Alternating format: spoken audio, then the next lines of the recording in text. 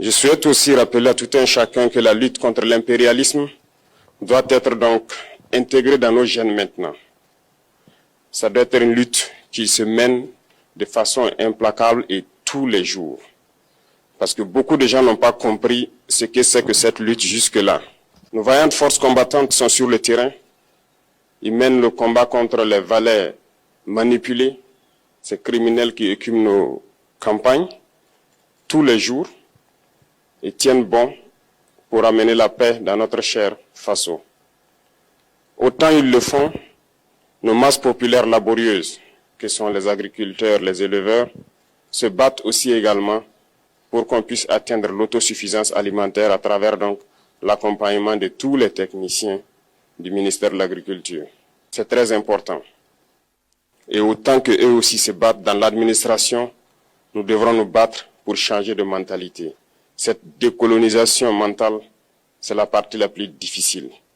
Et c'est pour ça que nous tenons à vous rappeler constamment qu'il faut changer de mentalité, revenir à nos sources et nous battre.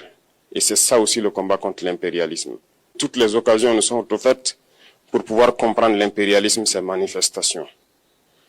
Quand je prends dernièrement les propos d'Emmanuel Macron sur l'Afrique, eh bien, tout Africain conscient devrait donc comprendre très vite tout ce qu'il a pu nous dire et qu'est-ce que ça signifie. Le général Tiani a dit il n'y a pas longtemps du changement donc de tactique ou de stratégie des forces françaises en Afrique, et je pense qu'il est venu le confirmer. Il s'agit de dissoudre et de garder un dispositif socle. Et Emmanuel Macron l'a si bien dit qu'on ne peut que le remercier pour cette sincérité. Même si certains ont voulu mettre la poudre aux yeux de leur population, mais la réalité finit par rattraper aussi.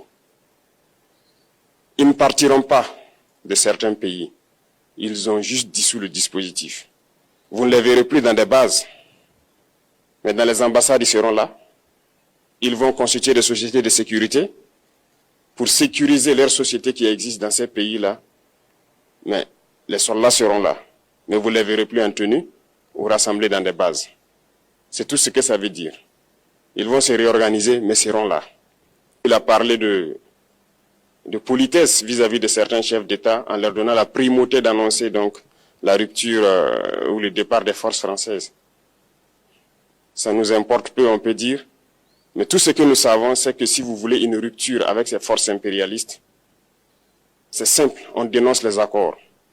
Tout commence par là-bas. Et je pense que l'exemple du Tchad, en tout cas, est palpable. Ils ont commencé par dénoncer les accords. Sinon, si on ne dénonce pas les accords, juste dire que les bases quittent, on n'a rien fait. Parce que le problème se trouve dans les accords coloniaux de défense qui ont été signés depuis l'indépendance. Le plus dangereux n'est pas ceux-là que vous voyez dans les bases.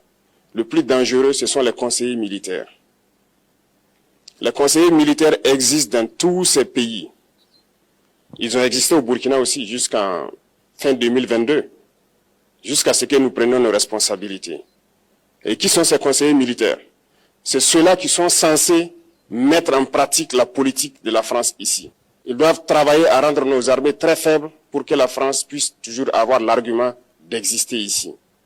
Sous Blaise Compaoré, ils avaient réussi. Nos sentinelles prenaient donc la garde avec des bâtons. C'est ça que la France veut de nos armées.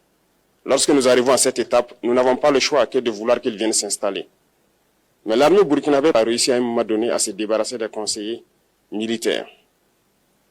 Malheureusement, je pense qu'en 2019, après l'opération Otapuano, où ces Français ont vu que l'armée burkinabé avait encore une capacité de réagir au terrorisme, ils ont appelé le chef d'état-major en France, ils l'ont instruit de reprendre les conseillers militaires dans toute la structure. Eh bien, il n'a pas accepté, mais au retour au pays, les politiques l'ont instruit d'accepter les conseillers militaires. Et c'est là que les conseillers militaires sont revenus dans l'armée burkinabé en 2019. Avec toutes les conséquences qu'on connaît, l'armée était en train de disparaître dans les années 2020-2021. Et d'ailleurs, c'est le moment où beaucoup de militaires ont dû déserter parce qu'il n'y avait plus d'espoir. On était en train de s'effondrer. Voilà un peu comment ils travaillent. À l'état-major général des armées, dans tous les états-majors d'armée, dans les écoles. C'est eux qui sont censés dicter la politique de notre armée. C'est eux qui nous disent combien recruter, quand recruter et qu'est-ce qu'il faut en faire. Ils sont dans les écoles pour nous dire comment il faut les former et ainsi de suite. Tant que ces conseillers militaires sont là, vous n'êtes pas indépendant. Votre armée aura juste l'apparence d'une armée qui sera là en train de faire des parades, du cirque. Mais lorsque viendra la guerre, vous vous rendrez compte que la parade, c'est une chose, mais la guerre, c'est une autre chose. Il faut rompre les accords. C'est la seule façon d'avoir une armée indépendante et se construire, être fort. Mais beaucoup de gens ne le comprennent pas peut-être. Et même avec ces accords, la France choisit dans nos États des élèves officiers pour aller les former. C'est à travers ces mêmes accords. Mais en réalité, ces officiers qui partent se former pour la plupart, pour la France, ils viennent pour servir l'État français dans leur pays. Ils ne viennent pas pour servir nos pays. Ils les forment pour qu'ils viennent servir les intérêts de l'État français. J'en veux pour preuve. Lorsque nous nous sommes révoltés, beaucoup d'officiers au Burkina qui ont été formés en France ont été immédiatement contactés pour leur dire que c'est le moment de se mettre en action parce que vous avez été formés pour ça, pour servir les intérêts de la France. La plupart de ces officiers nous ont rendu compte, nous avons pris acte et nous continuons de suivre. Lorsque un officier formé en France arrive dans son pays et par malheur meurt soit par accident ou bien sur le champ de bataille, en France, il y a une nuit d'hommage aux morts dans l'armée, comme partout ailleurs. À la nuit d'hommage aux morts, on cite le nom de l'officier en question et on dit « mort pour la France ». Il ne le forme pas pour servir son pays, il le forme pour servir leur État. Et dans beaucoup d'États africains, il y en a plein de ces officiers. Combien sont patriotes, Dieu le sait. C'est une leçon que Emmanuel Macron a donnée encore aux chefs d'État africains, de se rattraper et de pouvoir vraiment mener cette lutte contre l'impérialisme. Mais en plus de ça, il a aussi insulté tous les Africains dans ses propos. Il y a une partie qui a retenu mon attention, là où il parlait d'ingratitude. Et que l'ingratitude est une maladie non transmissible aux humains. Lui, il est humain, notre ingratitude n'est pas transmissible à lui. Voilà comment ce monsieur voit l'Afrique, voit les Africains. Nous ne sommes pas des humains à ses yeux. Peut-être que c'est lui qui n'est pas humain, il ne se met pas dans la classe des humains. Mais s'il y a bien un ingrat, c'est bien lui. Je pense que s'il n'est pas athée et qu'il prie, à chaque matin qu'il se réveille et qu'il prie, il devrait aussi prier les Africains. Parce que c'est grâce à nos ancêtres qu'il existe aujourd'hui une France. Il devrait nous prier. À ses yeux, nous ne devons pas être des humains, nous sommes plus que des humains. Ce sont des messages très forts qu'il passe. Moi, je pleure le peuple français. Mais quand même, il est bien pour l'Afrique. Il est un mal nécessaire pour nous. Ceux qui veulent se réveiller, se réveillent. Ceux qui ne veulent pas se réveiller, comme on le dit, on ne peut pas réveiller quelqu'un qui ne dort pas. Les Africains doivent se réveiller. Nous devons travailler à être indépendants, à faire au moins ce que nos peuples connaissent le bonheur. Et la lutte contre l'impérialisme, c'est ça.